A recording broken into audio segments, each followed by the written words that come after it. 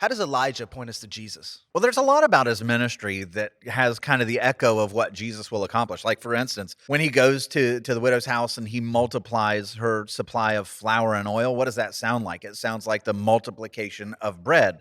Elijah's going to be the first person in the Bible to raise somebody from the dead as a prophet. So that clearly points to Jesus. But even more than that, like when you consider the contest that he has going up against all the prophets of Baal and Asherah on Mount Carmel, like there's a way that story's told that's interesting. So we're on a mountain, the mountain of God, the garden of God, where you have this great contest between good and evil. And what happens is starting at 9 o'clock in the morning, which is interesting because that's when Jesus starts on the cross, when he's crucified, they're slashing themselves and they're bringing forth all this blood and they're crying out for God to move, the false God, but that God never does. And Elijah's mocking them the whole time, right? But then they stop. And when do they stop? They stop at 3 p.m. What happens at 3 p.m. for the cross? That's when Jesus dies. And it's at this moment that Elijah, the true prophet, cries out and says, Lord, show them that you are the true God. And fire rains down and consumes the sacrifice and licks up the water and burns up the stones and wood. And then all of Israel for a moment says, this is the true God, just as the Roman centurion looked at Jesus and said, truly you are the Son of God.